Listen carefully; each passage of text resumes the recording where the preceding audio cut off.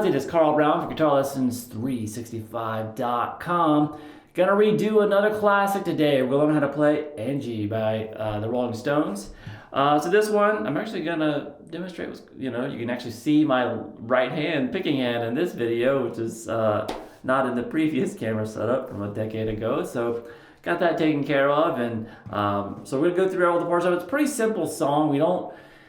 We have this intro, which has a couple of extra little things added to it, but then it's pretty much kind of the intro, but like a simplified version of it for the rest of the, pretty much most of the song. And then we just kind of have this kind of a pre-chorus and a bridge sections to learn. It's pretty simple chords. So nothing overly challenging here, but just an absolutely beautiful song. So I hope you guys will enjoy it. Before I get into it though, please subscribe to the channel if you have not already, so you can ring the notification bell and like and comment on the videos. It really helps it reach more people and helps me out with the YouTube algorithm. And if you truly want to support what I do here on YouTube, the best way to do it is actually to join my Guitar Academy. If you don't know what that is, you'll see a link to it in the description below. That link will give you a free 7-day trial to it as well. And my Guitar Academy contains all my guitar courses, from complete beginner courses to more advanced courses on technique, improvisation, ear training, theory, guitar tone. I go live every Saturday with just Academy members, like a live video stream. That's really fun every Saturday morning. And you also get personalized support from me beyond that as well. So please go check it out. Hope you see you there. All right, so let's jump into the track. I'm in standard tuning here. And we have this intro, which looks like a little bit like this.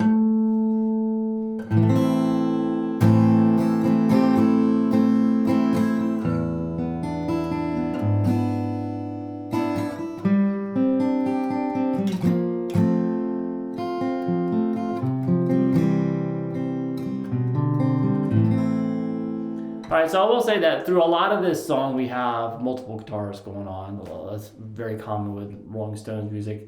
They're all pretty much following these same chord progression, but there's some extra fills and overdubs that are being thrown all over the place. And this is really just trying to be like kind of a one guitar arrangement of it that you can still kind of play along with the recording and sound pretty decent.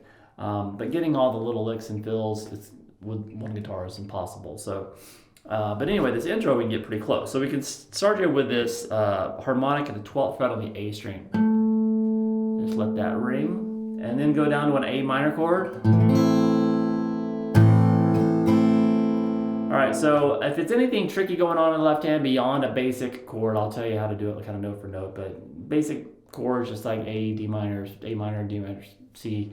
If you don't know those, go to guitarlessons365.com, click on free lessons, and click on beginner, and you'll see all these chords laid out here in detailed videos and charts and everything. So that's the better way to learn these basic chords. So A minor,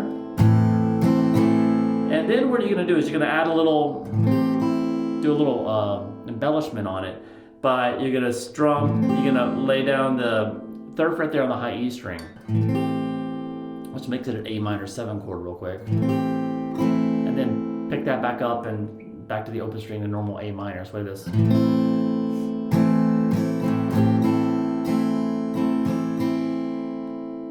And here we have this really cool part.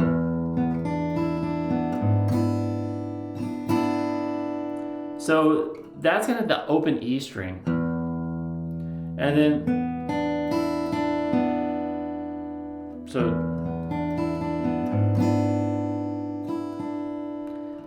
open E, and then the 4th fret there on the G, 3rd fret there on the B, and the open high E string. So you're going to pick the low E string, then the G string, B string, high E string, back to the B and the G, and then quickly grab the G sharp there. So this is all this whole section right here,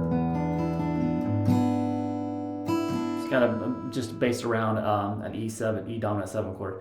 So we have, as soon as that note gets back down to the G string, grab the 4th fret, this G sharp here on the low E string with your middle finger, and then kind of strum those top strings after that.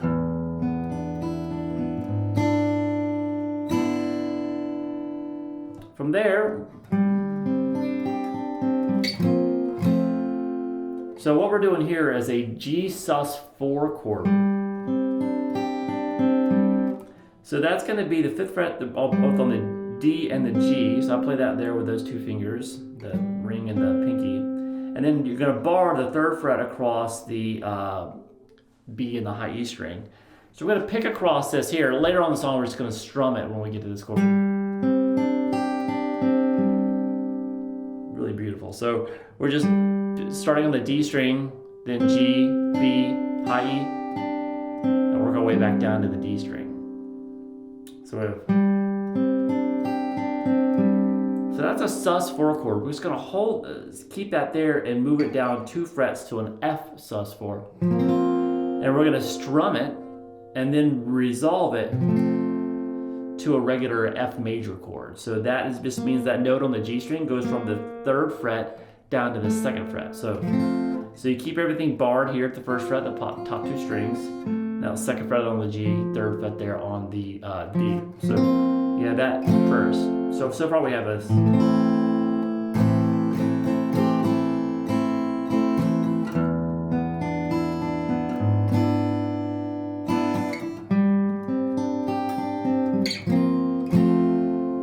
Alright, so when we resolve to this F, then we start doing some arpeggiated picking across. You're still holding the same chord, and the picking pattern, after you let it ring for a second, it's going to be the high E string to the B, then down to the D string, and then the G. And then right before you transition to the next chord, you're going to hit an upstroke there on the high E string again. Once again, you're holding it at the 1st fret. And then we're going to move it to a C major. So what you'll want to do is just kind of hold a normal C major chord, but before you resolve it there, you can go ahead and have the whole chord in your hand, but you want to add the 3rd fret there on the D string.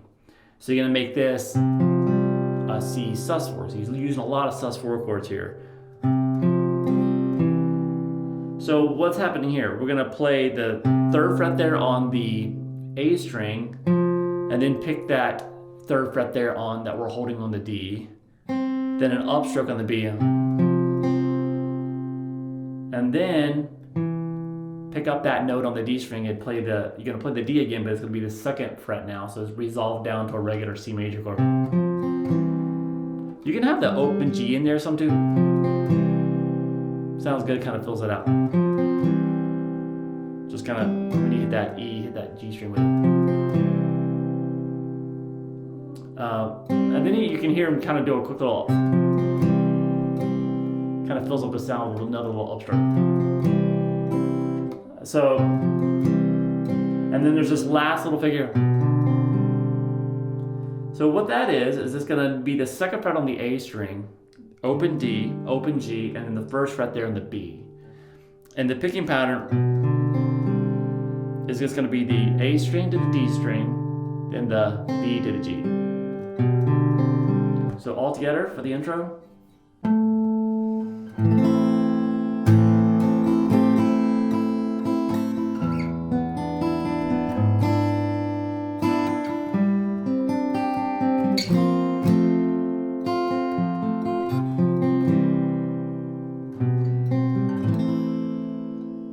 Alright, so now when we get to that A minor chord here, that starts the verse, looks like kind of like this.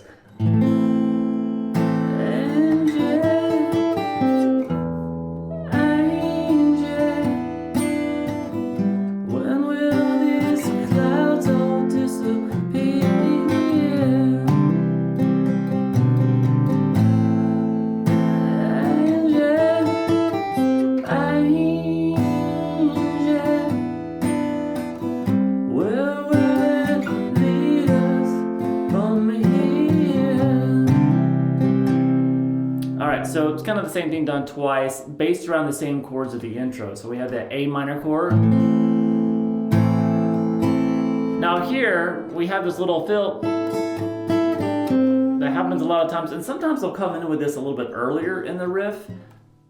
Yeah, I kind of have to keep it the same spot if I'm going to play that A minor at all, so you can have it kind of a little bit of a harmonic foundation, and then I'm trying to let that A string still ring while I do that. But that little fill is really important to the song, so I keep going up and doing it. So that's the 5th fret there on the B and the high E string, just like a double stop. So I just play that, just kind of dynamically, just kind of play it louder and louder as you go. So start it really quietly. And then down to the 3rd fret there across the B and the high E string. And then resolve it here to that 3rd fret there on the B string, I'm sorry, the G string. Sorry, this.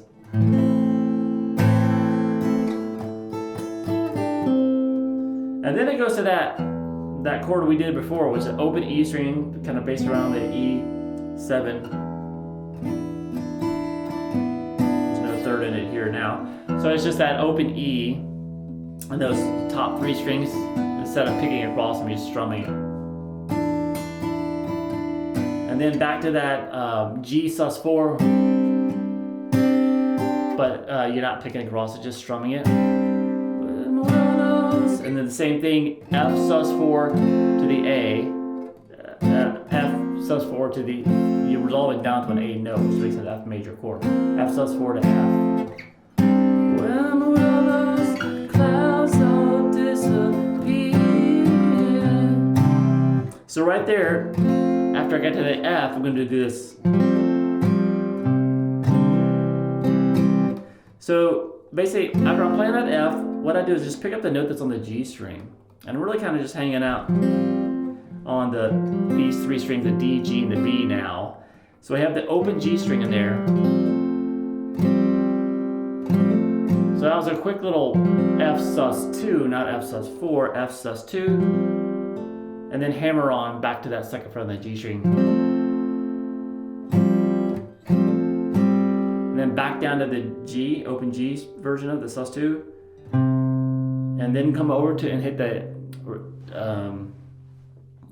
C here, the 3rd fret on the A string. And you're getting ready to grab a C chord. So you can leave that note at the 1st fret on the B. So this, you just came over, moved this over to the 3rd fret on the A.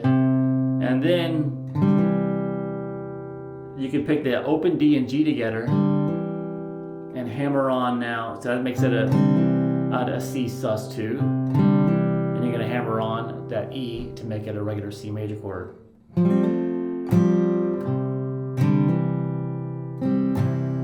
it is.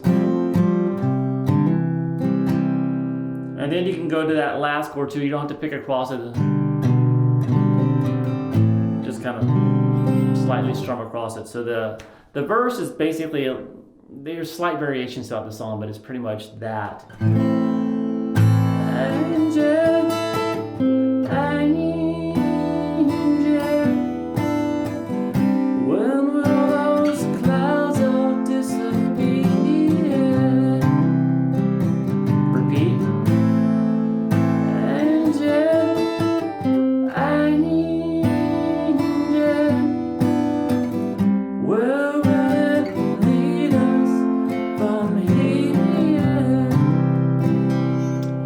We go to what I really kind of term, like, I feel like that's a chorus that we just did, right? And then I really kind of feel like this next section is a pre-chorus. It's kind of a strangely laid out song. But this looks like this. With no loving in our souls and no money in our clothes, you can sing we're satisfied.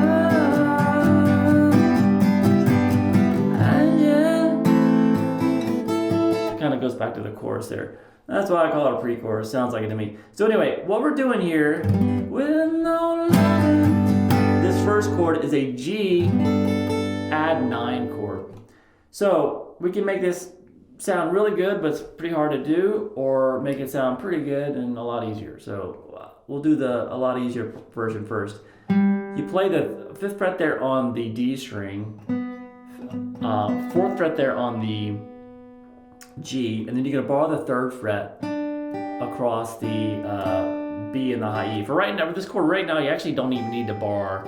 You can just play the 3rd fret on the B string, and then you're going to play the add 9 there is that 5th fret there on the high E string. So it's kind of just just like that. And that sounds fine, but if you really want to fill out the sound, if you can reach your thumb over and grab that third fret on the low E string and just mute that A string.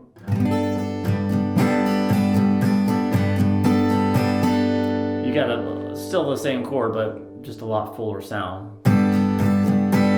So you do this version, or, and then from there it goes to the D minor, to the A minor. So, with no love in our souls and no money in our clothes. From there we're going to go to a C major chord. You can say. Now, then it goes to an F, which you can also play with the thumb version of it, which they're probably doing, or just a full F major chord with a regular bar. Just don't worry about the thumb stuff. And then it goes back to this G chord that we did earlier, so it's probably better to have the thumb version of the F, or just don't hit the F, the low note, just keep it off, and then move up here to the G, and then, and when it gets to this chord at the end of the pre-chorus, there's some variations here. There's a lot of things that you can do, which is always fun off this chord shape. So one is, you're gonna have to do the bar now, across the third fret of the B and the high E. But here you can just kind of go from that ninth and just release it back down to the root note. But then you can do that same thing on the B string. And the same thing on the G. So and it's kind of one of those things you can they just kind of do a little bit different every time, so you can do the same thing. So we basically have this. With no love in our souls and no money in our clothes, you can say we're satisfied. And then we're back. All right, so now coming out of the that pre-chorus, we're back to the chorus, just kind of one time through the same progression we did before. There's a slight variation here in this one time that he does it at the beginning of the song. It's like this.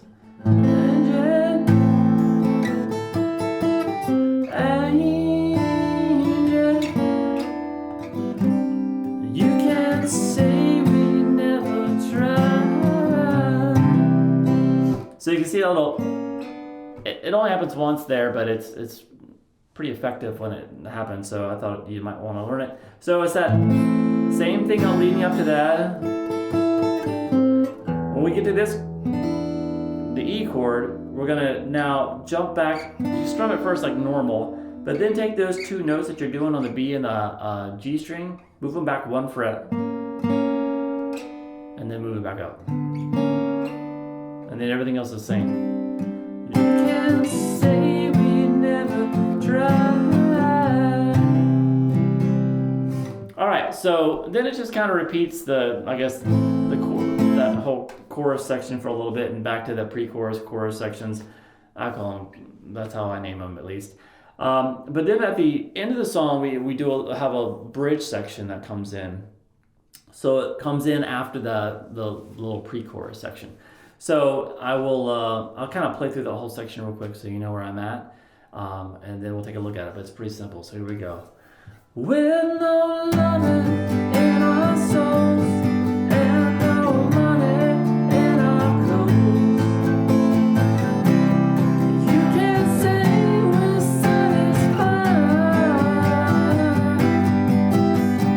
Angie, I still love you, baby. Everywhere I look, I see your eyes.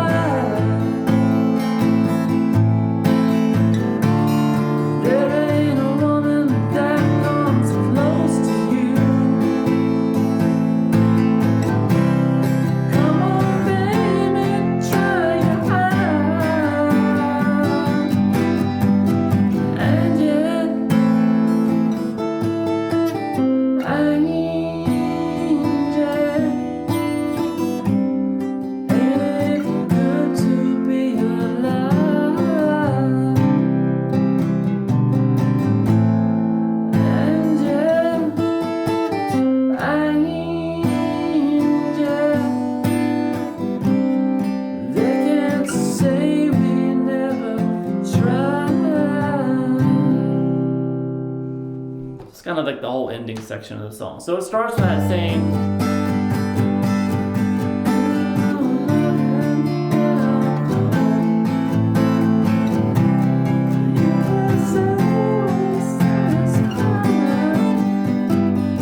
Here's where the actual bridge starts. It's just a D minor to an A minor for a few times. And yeah, I still love you, baby. Everywhere I look, I see your eyes. There ain't no woman that comes close to you. So after 3 times of that, then you just it kind of has the same ending that we did before for the C major to the F to that G add 9. And yeah, then just the chorus thing done twice to end the song. And yeah,